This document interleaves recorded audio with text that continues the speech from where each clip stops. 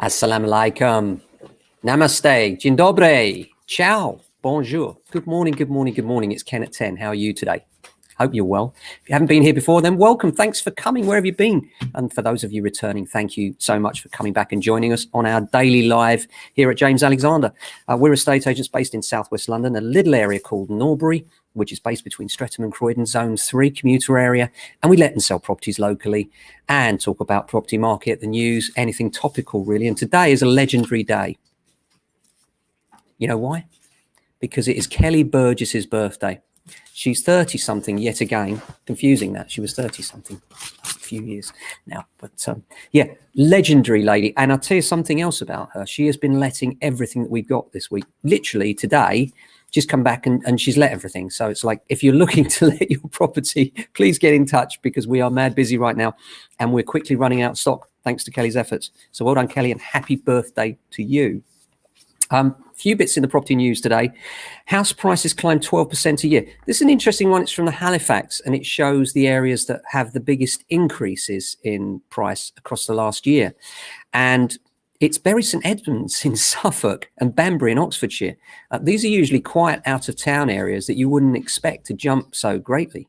So it's quite interesting. And it really underlines what we've said for a long time, this exodus of people leaving London to telecommute and going to greener areas in order to get better value for money and a nicer environment, cleaner, greener.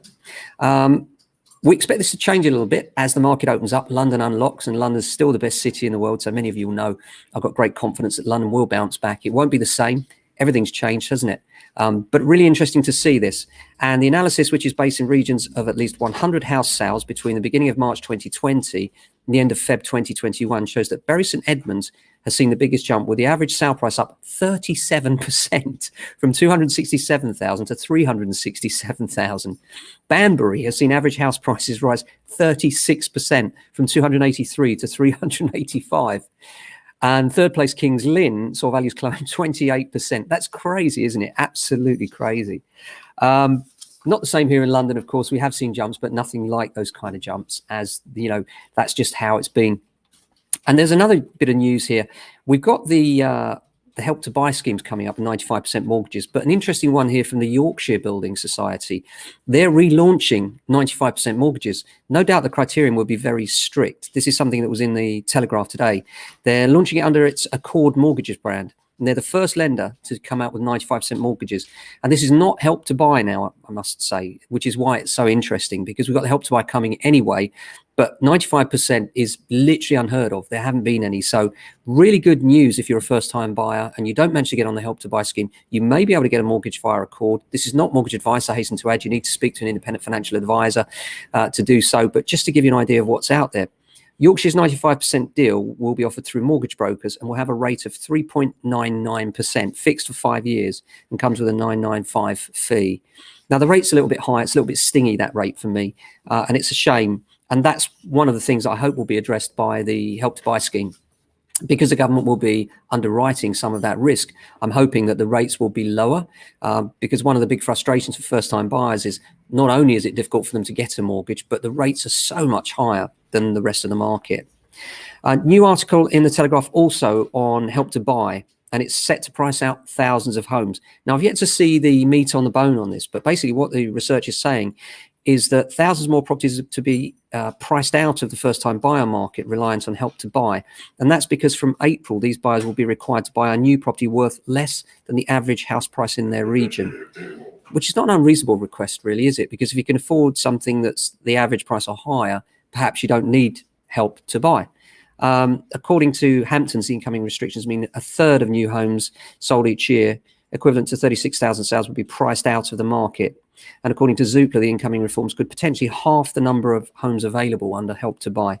So that's interesting. A new article on, and this one comes from The Independent, about the length of time it's taken for housing transactions. They're now taking 295 days. Can you imagine 295 days? Many of you, if you're watching regularly, will know that we have a list of banned solicitors. And we will actually say to buyers, look, you know, if you use that solicitor, we will have to speak to our vendor and ask them if they're comfortable proceeding and explain why we're not, because of the time it takes them to get things done.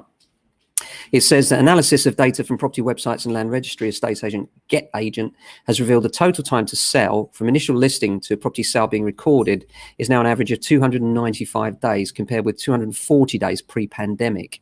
The average time to accept an offer was down by 14 days to 124 days at the end of 2020. Wow, we're beating that by a long way, I have to say. So that's it for the news today. Hope you're doing well. Apart from that, the weather here in southwest London is a bit grey and overcast, but quite warm. You're probably wondering why there's a beach scene behind me. Well, you know, we had the jab yesterday, feeling a little bit better today. God, it hits you a bit hard, that first jab. Be prepared for it. Maybe look to take a day off work the next day if you have your jab, because if it hits you like it hit us, wow. And the things about the blood clotting, I think, is an interesting one. You know, a lot of people are saying now, we know that a lot of Europe have now banned the AstraZeneca jab and said that this is because of blood clotting. But I was listening to the news this morning on one of the big radio stations, and they were saying that analysis shows that the level of blood clotting across the UK is actually less than it was before we were administering the vaccine, meaning that you've got less chance of a blood clot with the AstraZeneca vaccine than before, possibly.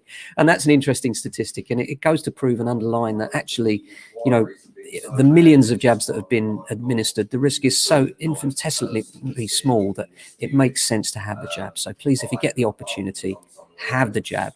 Be sure, be safe.